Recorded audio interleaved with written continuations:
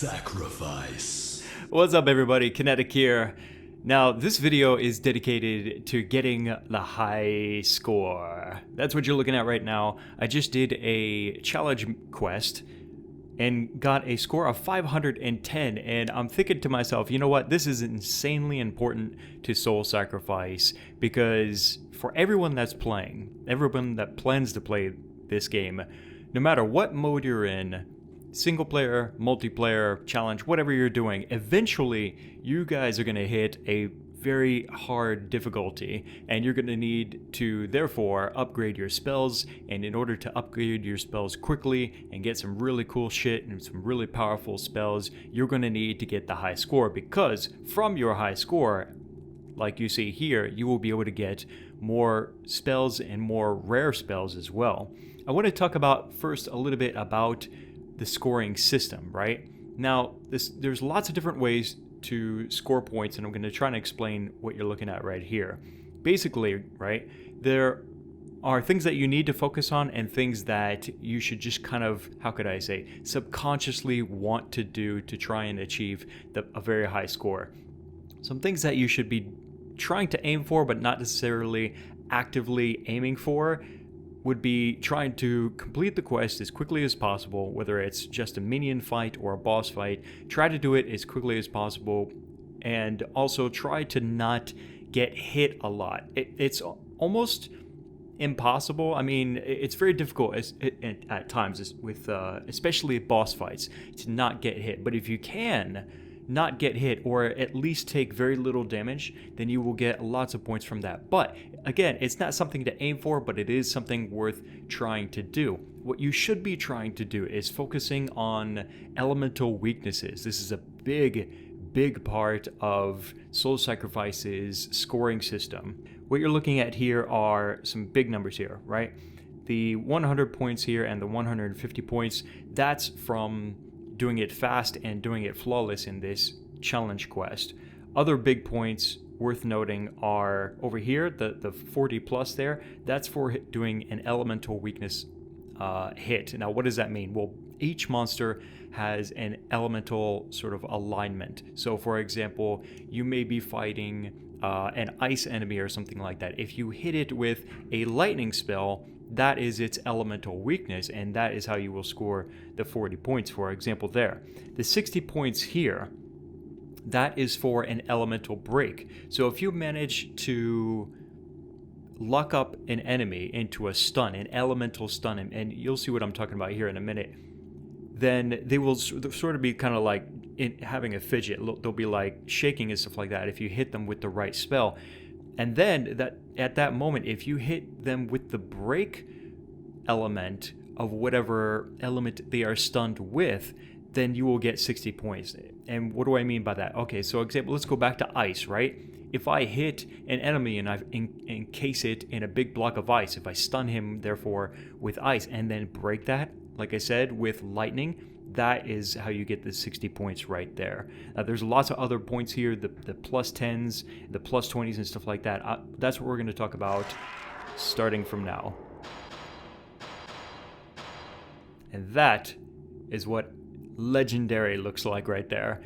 Also, I guess commonly known as legendary magician right now, but I'm not sure how the exact translation is going to come out. It could be legendary magician, it could be legendary sorcerer. I'm kind of hoping it's legendary sorcerer, because I don't know about the whole magician title thing. But anyway, as you guys see here, I got 5 total spells from achieving this rank, all of which I already know, but these are the rewards for getting legendary. If I had not gotten legendary, maybe I would have got 2, maybe I would have got 3 or something like that. And again, that's why this is so important to get legendary.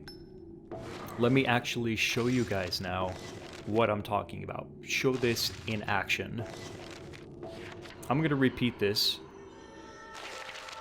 same challenge mission. Okay, so now, because elemental weakness is extremely important, then you need to be prepared, right?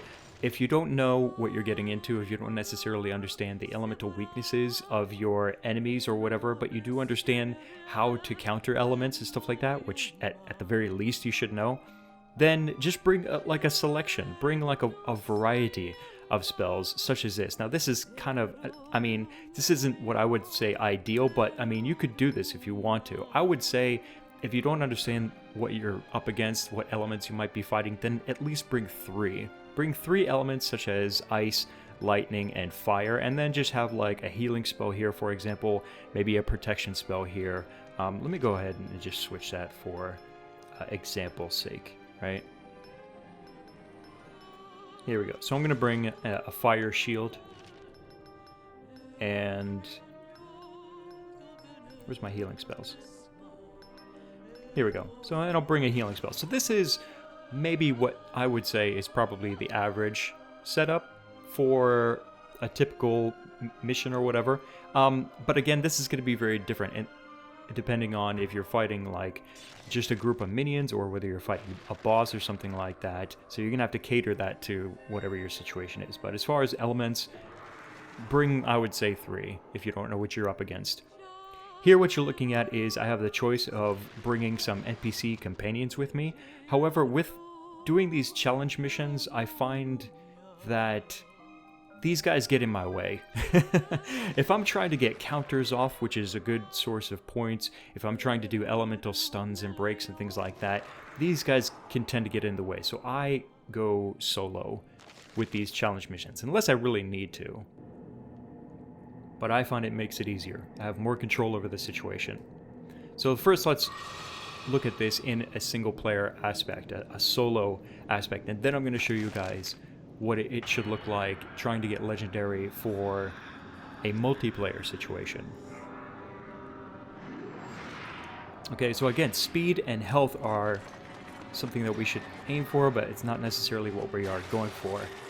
The first thing I do is I find my target. I can either visually do that or I can do something else, and I'll show you in a minute. Okay, now right off the bat, what did I get there? I got first attack and I got a counter, right? If I can't see my enemies, and this is important if you really are trying to get first hit, particularly maybe in a multiplayer boss fight, use your mind's eye and you can see their outlines. Counters. Oh, I got hit there. That's no good. But it was a minor hit, and I'll still finish with a lot of health. So I'll still get a significant bonus. There's another counter. And these guys are just, like, if you counter enemies like that, it's insta-kill, except for bosses.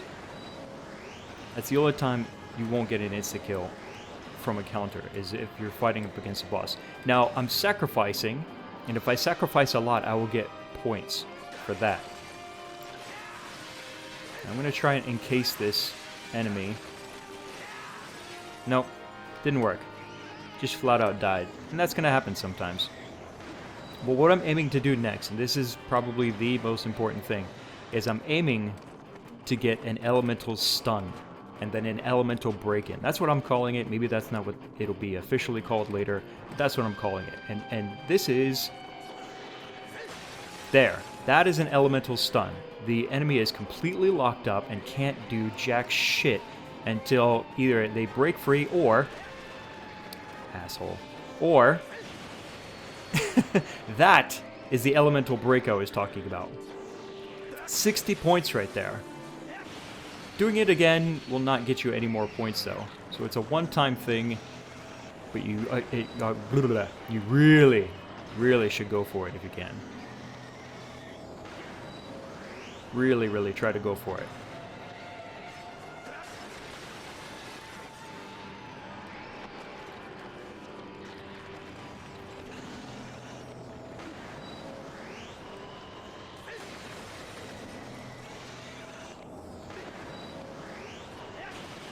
And there is the end. And there's the bonus I got for health and for time. 80 and 100. Still not bad. Still lots and lots of points. So again, I mean, you know, if I was concentrating a little bit better, maybe not recording and commentating at the same time, then I like I showed the score before, I would have got it perfect. It would have been flawless. Alright, so let's look at the results now, live as it happens. 390. Still legendary. Again, like I said, like if I could concentrate a little bit better without recording and stuff like that, I would have got the 510 score that you guys just saw. But that's basically how you do it. You're trying to get your elemental stuns, your elemental breaks, trying to counter first hit using Mind's Eye, trying to do it fast and efficiently, and you will get legendary score.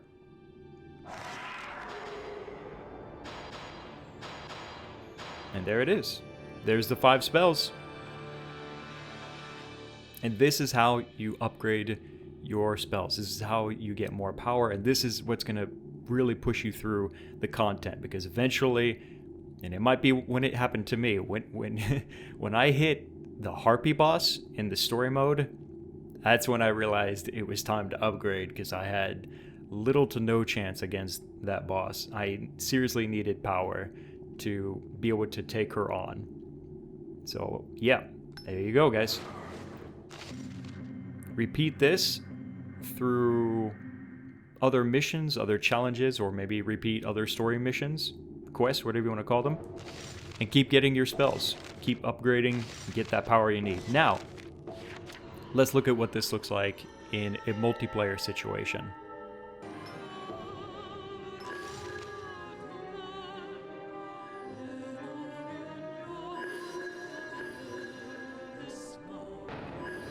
Alright guys, so here we are. This is Soul Sacrifice multiplayer.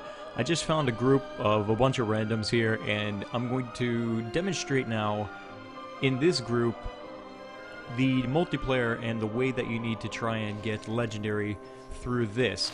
Some things are similar, some things are going to change. When it comes to getting legendary for, say, a monster farming quest or whatever, where you're basically just killing a bunch of smaller minions, not a boss fight, in other words.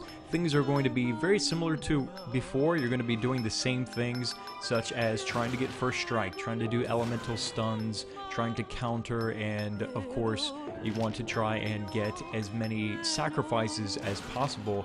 And that's the thing.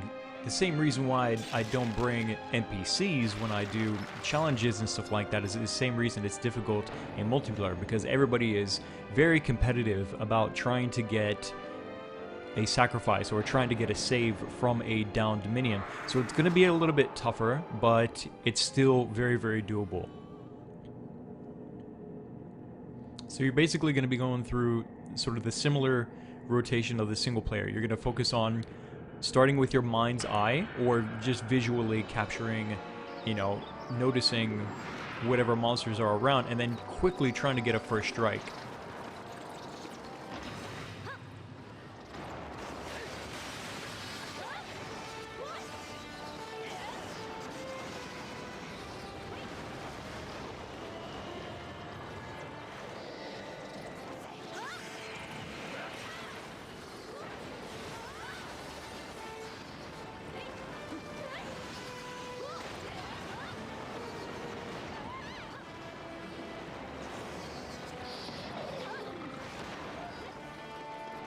Once you got that out of the way, then basically it's just a race of who can, you know, hit the monster, and then who can sacrifice or save it. And for this party, it's going to be a little bit difficult, because I noticed that they are quite competitive. So I'm gonna have to take advantage of downed monsters without being a douche. You know what I mean? Like I don't want to just run around and try to capture every single person's, you know, downed monster, but you know what I'm saying, like, you gotta get yours and I gotta get mine, so, you know, there's bound to be a little pushing and shoving going on, you know what I'm saying? So we got some more monsters coming up here, and what I'm gonna try to do now is I'm gonna try to get my elemental stun and my elemental break, and there it is. I got the elemental stun and the break for 60 points. There's a monster getting knocked down, and I'm just gonna roll up in here, thank you very much, and take that. Now, I don't recommend doing that a lot. Again, you don't want to be a douche, you know what I'm saying, but yeah, try to get what you can without ganking or without ninjaing too many mobs. So like this time I'm like, okay, I'm just gonna let these guys handle it. Now with these minion style of missions, you're still focusing, I would say, not hard, again, not very much, but time and health should definitely be something that you're thinking about, because, I mean, these are just minions after all. You shouldn't be, you know, you really shouldn't be getting hit. If you can help it at all, you really should not be getting hit, and everybody should be there, clearing the quest as quickly as possible to get that speed bonus. And there it is. You can see there's the speed and the health bonus, and there's a last-minute counter right there. I had a hard time getting any counters because, again, it's very competitive. People aren't... I noticed people online, like in multiplayer, they're not really going very much for counters. It's just try to kill it as quickly as possible kind of scenario, it seems like, for most people. So, yeah, getting counters is tough, but I did manage to sneak one in there. Bam! And there it is. Legendary. You can see the score. I got a counter. We got a time bonus. I got a health bonus. Sacrifice bonus. The mind's eye. I got first hit. And the elemental break.